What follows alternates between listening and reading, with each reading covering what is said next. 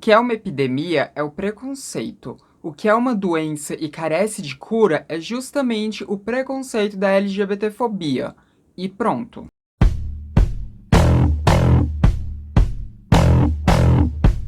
Acho que essa luz tinha que estar mais assim, né? Oi, gente, tudo bom? Então, hoje a gente vai aqui falar sobre essa treta que rolou na semana passada entre o Tragicômico e Eli Vieira com a Suavemente Comentado, a Yasmin do canal Suavemente Comentado. Eu fugi dessa treta. Mas o meu lado fofoqueiro falou mais alto. Algumas pessoas aí nos comentários, né, ficaram me pedindo pra eu ver, pra ir atrás dessa treta, né? Tipo, ai, Samantha, vê a treta do Suavemente Comentado, com traje cômico, não sei o quê. Eu fugi dessa treta, até porque no começo eu nem tinha entendido o que que era, porque eu não tinha ligado esses nomes. Eu já tinha visto o canal da Yasmin antes, eu já tinha visto alguns vídeos, né, do canal do Suavemente Comentado, que é o canal da Yasmin, mas eu não lembrava que esse era o nome do canal dela, porque tinha um tempo que eu não assistia. Tragicômico, eu só conhecia as músicas de anime que ele fazia há muito tempo. Eu nem sabia que ele tinha um canal no YouTube e eu pensava que Tragicômico era só a banda. Então, quando falaram Tragicômico, eu não entendi foi nada. E falaram de genética, eu não entendi o que que era, mas meu lado fofoqueiro falou mais alto. Ainda mais porque na live, né, na última live, que a gente fez, que inclusive foi incrível. Se você não assistiu, corre lá pra ver que foi maravilhoso. Comentaram sobre essa treta, né? E aí eu fiquei muito curiosa, né? Meu lado fofoqueiro foi ele falando, Samantha, vai atrás, vai atrás, vai atrás. Tava meio resistente porque eu achei que eu só iria me estressar, mas eu fui atrás. E ainda bem que eu demorei a ir atrás, porque aí quando eu fui atrás, já tinha um vídeo que a Yasmin tinha feito a respeito dessa coisa toda. E aquele vídeo dela, gente, é um primor. Inclusive, né, eu nem vou me estender tanto aqui nos pormenores dessa treta, né, nas questões dos artigos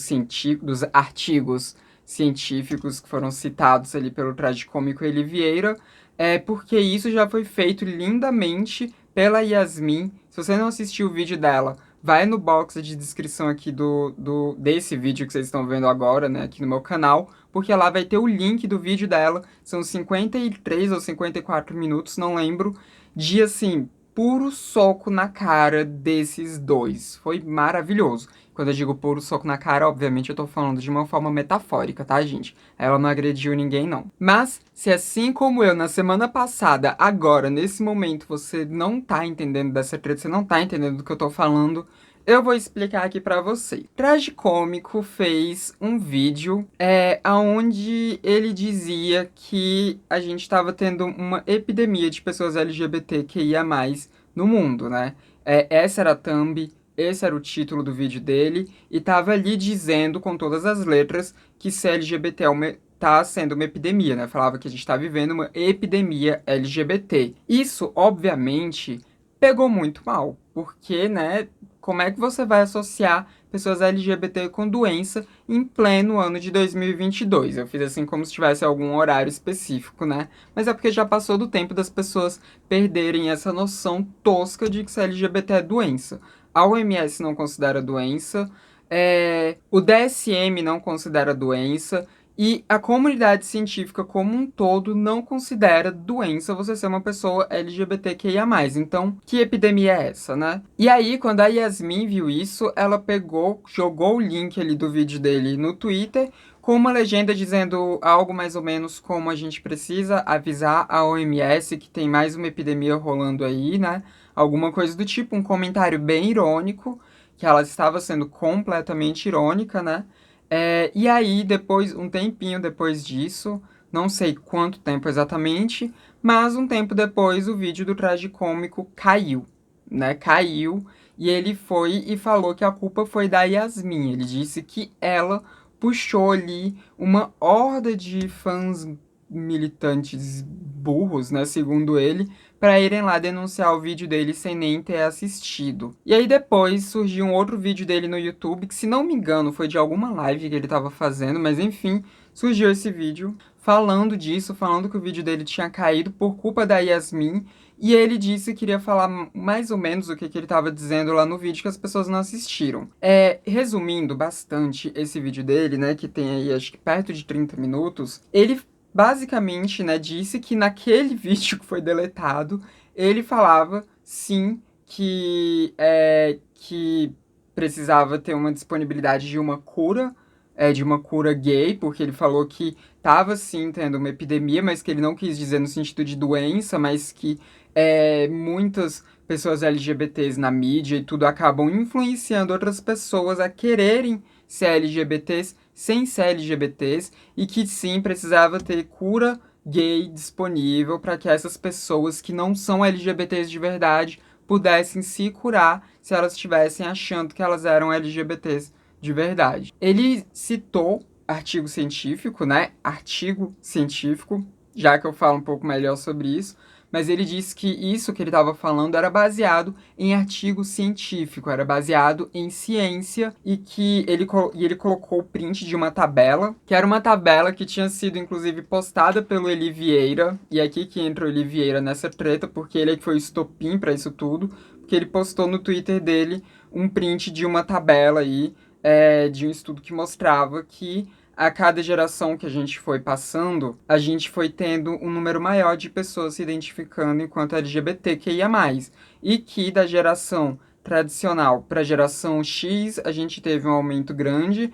Da geração X para a geração Boomer, a gente teve um aumento maior ainda. Aliás, eu me confundi, era da geração tradicionalista para a geração dos Boomers, da geração dos Boomers para a geração X. Enfim, cada geração tinha um aumento maior, que da geração X para os milênios o aumento foi muito grande, e da geração dos milênios para a geração Z agora, o aumento foi ainda maior. Então, por isso, a gente estaria aí vivendo uma epidemia social. Vale lembrar que o Eli Vieira, ele é geneticista, ele é um biólogo, ele é geneticista, se não me engano, ele se formou na UNB enquanto biólogo, depois ele foi fazer o doutorado dele lá em Cambridge, né? E ele é gay, então, né, teoricamente ele teria aí todo o respaldo para falar disso, mas ele estava falando que a gente tem sim uma epidemia social LGBTQIA+, algo que não é verdade, mas esse era o tweet dele. E foi isso que o Tragicômico se apegou ali para poder fazer aquele vídeo dele. Ele não foi ler um artigo científico, ele não foi atrás da fonte, da origem, ele não foi ler nada daquilo. Ele simplesmente pegou esse tweet do Eli Vieira, jogou ali como um tema para vídeo e fez um vídeo em cima daquilo.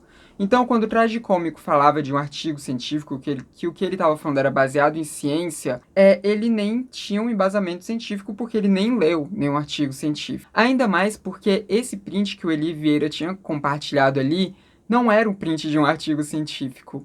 A Yasmin depois explicou isso muito bem, né? Mas era, na verdade, uma pesquisa de opinião. É de uma empresa que ela faz constantemente, né? Todos os anos ela faz aí algumas pesquisas de opinião das pessoas, e essa era uma pesquisa de opinião. Então, eles simplesmente foram entrevistando algumas pessoas, e com base no que essas pessoas estavam falando, eles fizeram essa tabela, né?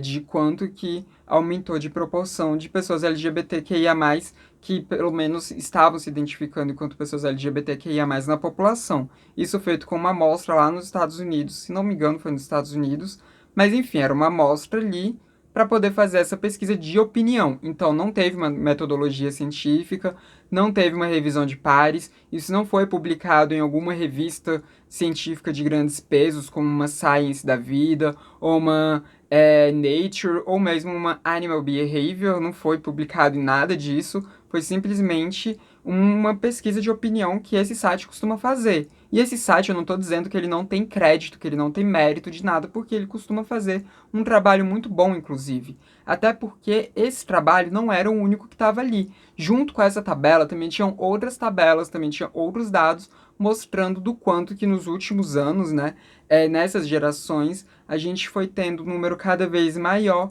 de aceitação LGBTQIA+, pelas outras pessoas também, né? O nível de preconceito das pessoas, da população, foi diminuindo. E à medida que o nível de preconceito das pessoas foi diminuindo, a taxa de pessoas que passaram a se assumir enquanto LGBTQIA+, foi aumentando. Era isso que essa pesquisa de opinião estava mostrando. Mas o Eli Vieira, ele distorceu ali as coisas convenientemente, já que a gente vai falar o porquê que o Eli Vieira faz isso. E o Tragicômico, que é amigo do Eli Vieira, foi lá, pegou essa coisa já distorcida pelo Eli Vieira e fez um vídeo em cima daquilo, distorcendo mais ainda as coisas. Foi isso tudo que rolou. Então, nesse vídeo que o Tragicômico fez depois, né, que ele mostrava isso, ele inclusive debochava das pessoas, ele falava que os militantes são muito burros, que era um absurdo terem derrubado o vídeo dele, chamava a Yasmin de ignorante, né, ele inclusive mostrou ali um tweet dela, que ela falou que iria fazer um vídeo sobre isso, né, e ele falava, eu espero que ela pelo menos mostre algum argumento baseado em ciência, porque eu já tô com pena dela, não sei o quê. Sendo que quem não tinha argumento baseado em ciência era o próprio Tragicômico, né? Era o próprio. Mas aí foi tudo isso que rolou, e a Yasmin depois, ela foi e lançou um vídeo, tem 3 dias, né, que saiu esse vídeo dela, se não me engano. Hoje, quando vocês estiverem vendo esse vídeo, acho que já vão ter 4 dias, mas enfim, vocês assistem aí depois o vídeo dela. E lá, ela mostrou muito bem o quanto que o Tragicômico, ele associou sim LGBTQIA+, com doença, quando ele falou epidemia, e o quanto que aquilo ali foi tudo errado, né? Essa interpretação que eles fizeram da tabela e tudo, o quanto que aquilo estava errado e enviesado. Então vai lá assistir o vídeo dela, que tá excelente, assim. Se você gosta dos vídeos do Transmissão, você vai gostar muito daquele vídeo dela, porque ficou realmente primoroso. Mas vamos lá, né? Depois que eu fiz esse panorama aqui da treta com vocês, vamos entrar nessa questão de ser LGBT, ser doença ou não. Primeiro, a palavra epidemia. Epidemia, se você for olhar no dicionário, vão ter alguns significados. Esses significados, eles falam sim que tem a ver com doença, tem a ver com contágio e tudo mais, e tem um significado específico que fala que epidemia pode ser uma moda, né? E aqui entra no que o Tragicômico quis se apegar ali, que ele falou que ele quis dizer que se LGBT seria uma modinha, estaria despertando uma modinha, né? Não que todo LGBT esteja seguindo uma modinha, mas que se LGBT é uma moda e que tem muita gente que quer embarcar nessa moda. Muitos jovens querem embarcar nessa moda. É isso que ele estava falando e é isso que o Eli Vieira também fala constantemente. Inclusive, né, Eli Vieira, bicha, para com essas merda, por favor. Mas é já que a gente fala do Eli Vieira, tô me adiantando. Só que quando o Tragicômico, ele fala que deveria existir sim uma cura gay, um tratamento de cura gay, aí já cai por terra tudo isso que ele falou de que ele tava querendo dizer que tinha uma moda, né? Até porque não existe uma cura, por exemplo, para essa moda horrível de jeans de cintura baixa que tá voltando. A gente não faz um tratamento de cura para as pessoas que estão usando jeans de cintura baixa. A gente não faz uma cura para, sei lá, quem gosta de partir o cabelo mais de lado, assim como eu costumo partir, né? Já que agora a moda é partir no meio. A gente não faz uma cura, por exemplo, para as pessoas pararem de usar cropped ou passarem a usar cropped. A gente não faz cura de coisas que são moda. A gente faz cura de coisas que são doenças, de coisas que afetam muito negativamente a vida daquela pessoa que está sob aquela condição. Aquilo que afeta a saúde dessa pessoa, que põe em risco a integridade de saúde daquela pessoa. Então, é isso que a gente usa como cura. É para isso que a gente faz curas, não para pessoas LGBTQIA+, e não para pessoas que estejam seguindo alguma moda. Então, já cai por terra esse argumento dele de que ele quis falar de moda porque ele não estava falando de moda. Ele estava, sim, usando epidemia no sentido de doença, sim. E, pelo amor de Deus, né? A gente está vivendo aí uma pandemia no mundo, já tem mais de 2 anos, que foi em 2020 que começou essa pandemia no mundo. Eu acho inconcebível que depois de tudo isso, um cara como ele ainda fosse fazer alguma confusão no sentido que a palavra epidemia desperta nas pessoas. Eu duvido isso, não faço esse tipo de... Eu não subestimo ele intelectualmente a esse nível, não, né? Eu tenho certeza de que ele sabia sim o que ele estava fazendo. Ele disse que usou a palavra epidemia ali para poder chamar a atenção para o vídeo dele, então se ele usou a palavra epidemia para chamar a atenção como um clickbait, então ele já sabia o que a palavra epidemia despertava nas pessoas, né? Ele já sabia. Eu não consegui assistir o vídeo original dele porque já não tá mais no YouTube, né? Foi retirado da plataforma. Algo que ele acusou a Yasmin de ter puxado essa horda, mas, gente, é extremamente improvável que a Yasmin tenha puxado essa horda, porque o vídeo dele infringia as regras do YouTube, porque o YouTube, ele tem regras muito claras. Tem gente que diz que o YouTube não tem regras muito claras, mas quanto a discurso de ódio, quanto a propagação de notícias falsas, de fake news, quanto a propagação de ideais que menosprezam um grupo minoritário, o YouTube é sim muito claro.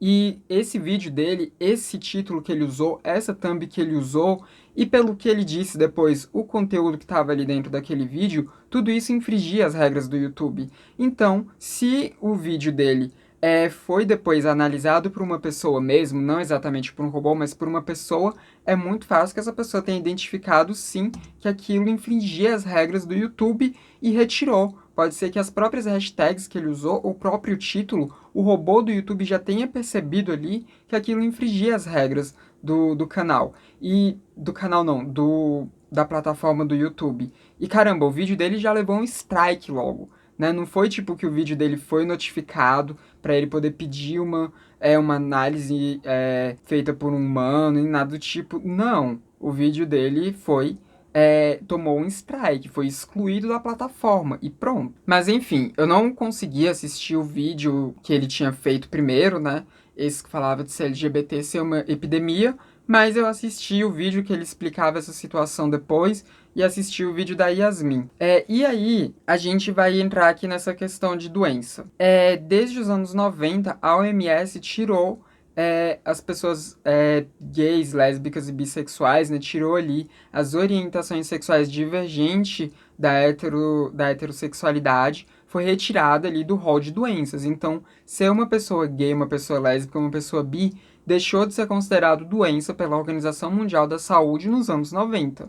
E a gente teve também isso acontecendo com pessoas trans, se não me engano, foi em 2018, mas só no ano passado, quer dizer, nesse ano que foi a publicação do novo código, né, de CID, pessoas trans também foram retiradas dos entendimentos de doença. Eu até fiz um vídeo sobre isso. Se você não assistiu ainda, você pode ver clicando no card aqui em cima.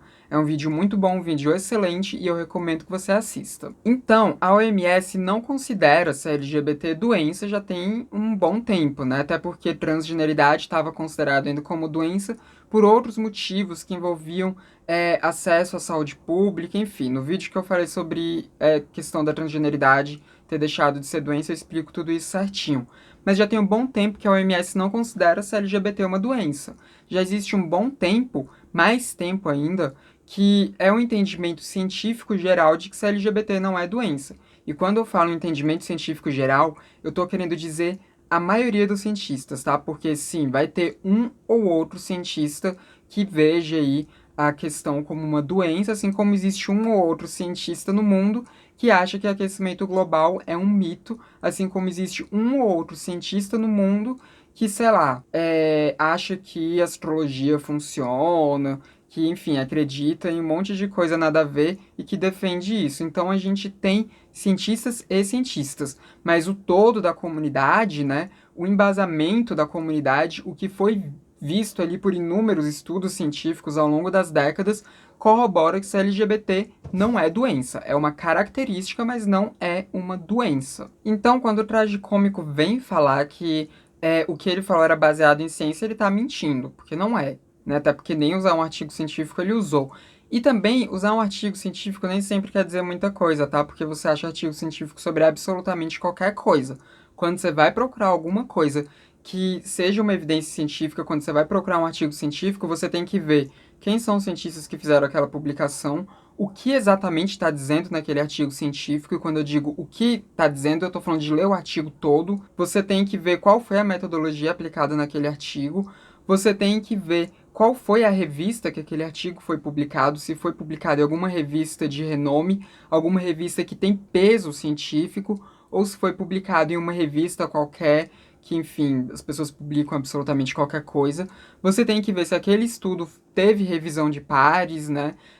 Revisão de pares é quando o seu estudo é mandado para pessoas poderem avaliar direitinho, né? Pessoas que não estão ligadas àquela pesquisa específica. Enfim, você tem que ver tudo isso ali, né? Você tem que ver se teve uma revisão do estudo, você tem que ver se aquele estudo realmente ele tem ali uma credibilidade, porque nem todo artigo científico vai ter credibilidade, tá? Nem todo artigo vai ter. E eu sei que para algumas pessoas isso é meio chocante, mas é a verdade. Tem muito artigo científico que não tem validação nenhuma. São artigos horríveis, que são artigos assim que você simplesmente paga para aquilo ser publicado e é publicado, porque tem algumas revistas que são revistas que publicam qualquer coisa desde que paguem a elas. Então, assim, você tem que ver tudo isso, né? Ver se aquele artigo, pelo menos, no mínimo, tá em uma revista de peso científico, uma revista que tenha de peso 3 para mais, né? E é isso. Mas nem isso teve, tá? Não foi nem um vídeo baseado em um artigo ruim, porque nem artigo aquilo era. Aquilo era uma pesquisa de opinião que também não falava exatamente o que ele quis dizer que falava, né? E o próprio Eli Vieira também, até porque, até uma coisa que a Yasmin fala muito bem no vídeo dela, se você for pegar ali a proporção, né, dos números, você vai ver que, na verdade, a gente teve um número significativamente maior de pessoas se identificando enquanto LGBTQIA+, na geração Millennium em relação à geração X, que foi a geração anterior à Millennium, do que a gente vê da geração Z em relação à geração Millennium, né? Da geração Z é um pouquinho menor ali, né? Do que a geração Millennium, assim, quando a gente fala proporcionalmente a quantidade da geração anterior, tá? Não tô falando de números absolutos, não. Então, né, que tipo de epidemia é essa? Porque se fosse uma epidemia era pra estar em um crescimento, assim, sei lá, um crescimento exponencial, talvez, né? Mas não pra ter um crescimento, assim, tipo, crescendo, crescendo, crescendo e depois dar uma estabilização ali, né? Só que, obviamente, a gente não pode nem dizer que está estabilizado, a gente só vai ver isso nas próximas gerações, e, enfim. Mas também uma outra coisa importante é que se você pegar esses números e for traduzir para a porcentagem da população mesmo, você vai ver que esses números eles correspondem a uma parcela muito pequena da população que está ali sendo mostrado, né? Porque mostra ali, tipo, 20%. Gente, não é 20% do todo da população. Não é isso que aquela tabela queria dizer. Se você for traduzir essa quantidade de pessoas, né, que responderam isso e for fazer uma média proporcional, vai estar um número muito menor, não é 20% da população que se identifica como LGBTQIA+. Não é isso que aquela tabela estava mostrando. Não é. E agora vamos falar especificamente do Eli Vieira. O Eli Vieira ficou muito conhecido na internet brasileira por um vídeo que ele fez lá em 2012 respondendo o Silas Malafaia. Porque o Silas Malafaia tinha ido no programa da Marília Gabriela, fugiu o nome dela por um momento, mas enfim, ele tinha ido lá no programa da Marília Gabriela e o Silas Malafaia tinha dito que não existe evidência genética de que ser gay, enfim, que ser gay tivesse algum embasamento genético, né? E a Marília Gabriela falava que parece que tinha sim, e ele rebatia dizendo que não tinha. Aí o Eli Vieira fez um vídeo, que é um vídeo muito bom, inclusive, né? Lá de 2012, onde ele mostrava vários artigos científicos publicados em revistas de peso por cientistas que tinham credibilidade, estudos revisados por pares e tudo isso, né? Ele mostrou vários artigos científicos que mostravam que existe sim uma evidência de que tem uma base genética que, enfim, faria ali a pessoa nascer, né, uma pessoa gay ou lésbica. Era esse basicamente o vídeo dele, e é um vídeo muito bom, eu recomendo, tá? Porque esse primeiro vídeo dele foi muito bom. E aí o Eli Vieira passou a ter muito reconhecimento dentro da academia. Na época eu estava iniciando meu curso de biologia, inclusive, e eu achei muito foda o vídeo dele. Dentro ali do meu curso também todo mundo achou muito foda, porque realmente foi um vídeo muito foda. E a gente falava, tipo, caraca, esse cara veio do mesmo lugar que a gente, olha só que massa, né? E agora ele tá fazendo doutorado em Cambridge e tá aí tendo todo esse embasamento para poder refutar a gente preconceituosa, que foda. Só que o Eli Vieira, depois disso ele foi decaindo, porque ele ainda, né, no começo ele ainda fazia ali uns vídeos que eram muito bons, né? Falando sobre questão de biologia e ser LGBTQIA+. Só que depois, eu não sei exatamente por qual motivo, não sei se foi simplesmente pelo fato dele Vieira ser liberal, mas depois de um tempo ele foi pegando ali uma birra com pessoas trans, especificamente com pessoas trans, né? Apesar de que no passado ele já tinha feito algumas falas a favor de pessoas trans, depois ele começou a falar contra. Ele começou, inclusive, a falar que transgeneridade seria uma cura gay, né? Porque aí as pessoas deixavam de ser homens gays para se tornarem mulheres trans, ou deixavam de ser mulheres lésbicas para se tornar homens trans. Umas coisas assim, bem toscas mesmo, um argumento bem Hadfen, né? Um argumento bem focado ali em GGG, né? Só que aí depois ele foi extrapolando ainda mais e agora parece que até os próprios gays ele também ataca, né? Porque agora parece que ele ataca toda a classe LGBTQIA+, mesmo que ele ainda se considere uma pessoa pertencente à classe LGBTQIA+. Porque agora ele fala que ser LGBT de um modo geral tá virando uma epidemia social, né? Foi isso que ele falou. Inclusive ele já publicou aí textos, né? Em revistas, na Gazeta, por exemplo, falando que tá tendo uma epidemia social de pessoas LGBTQIA+. Então, ele se tornou essa pessoa totalmente tosca. Essa pessoa que não é mais guiado pela ciência, né? Mas sim guiado por ideologias enfim, ideologias de direita conservadora ainda por cima, que passam por cima dos embasamentos científicos. Porque se antes ele criticava as pessoas que iam contra o entendimento geral da academia, agora ele está sendo essa pessoa que vai contra o entendimento geral da academia e que vai contra as evidências científicas que têm sido apontadas pela academia. Ele se tornou esse tipo de pessoa.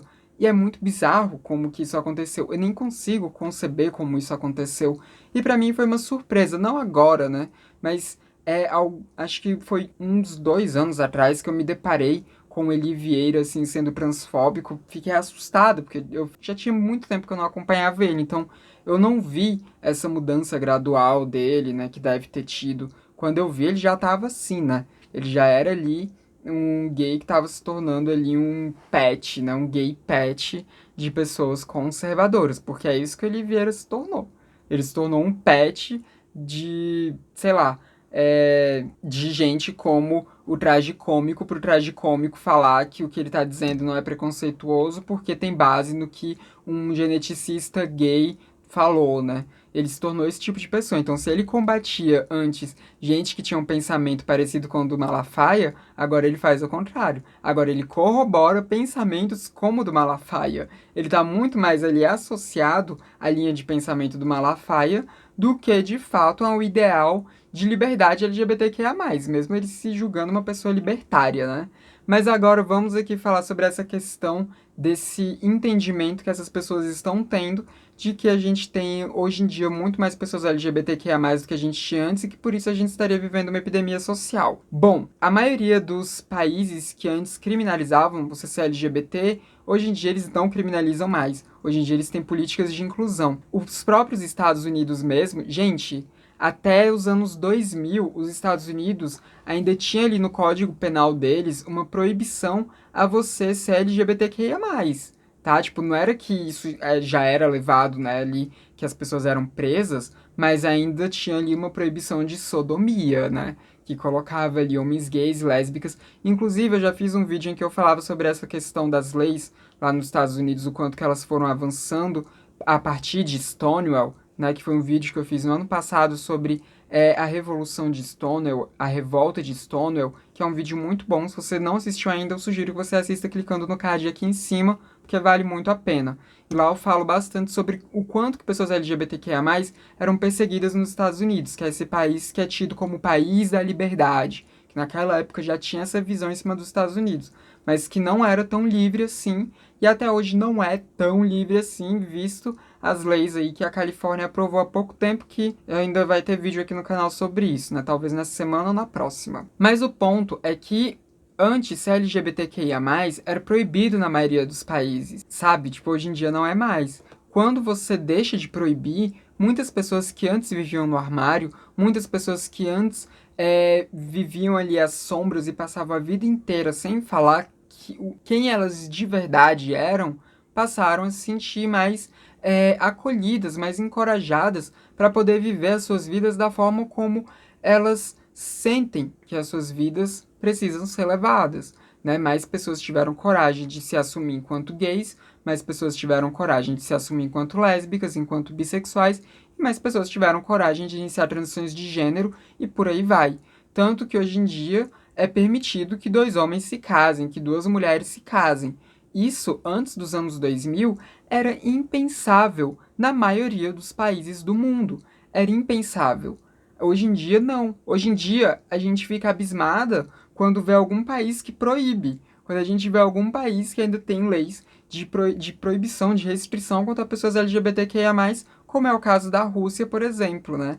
Como é o caso da Ucrânia, que ainda tem ali algumas leis também proibitivas, como é o caso de vários países do Oriente Médio, como é o caso, enfim, de vários países do leste europeu também, né? Tipo, a gente fica abismada quando a gente vê essas coisas. A gente fica abismada quando a gente vê, assim, que, por exemplo, que na Rússia tem um lugar ali dentro da Chechênia onde estava tendo ali uns rumores de que existia um campo de concentração para pessoas LGBTQIA+.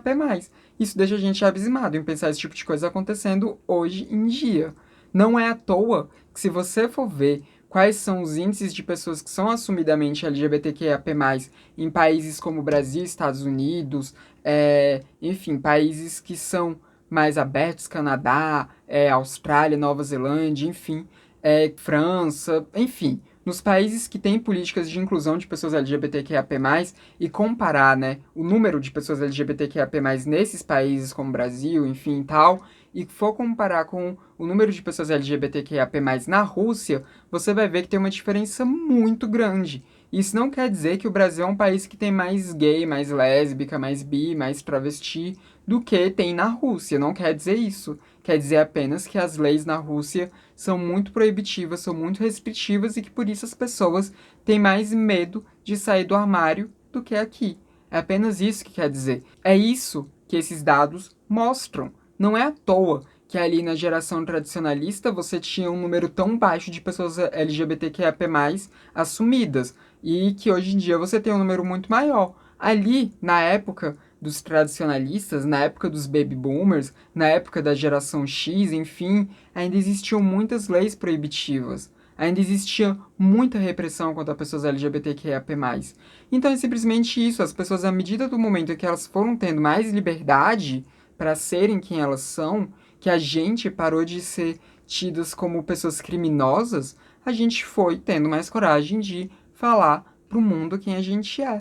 Até porque, se ser uma pessoa LGBTQIA+, for um crime, por que eu vou falar pro mundo que eu sou LGBTQIA+, sendo que eu vou correr risco de ser presa? Não faz sentido. Então a gente vê essa coisa muito discrepante por causa disso, porque hoje em dia a gente tem mais políticas de inclusão, hoje em dia a gente tem mais aceitação, hoje em dia a gente tem esse entendimento maior, um entendimento baseado em muito estudo mesmo, e muito estudo de psicologia, muito estudo de genética mesmo, né, que é a área do Eli Vieira.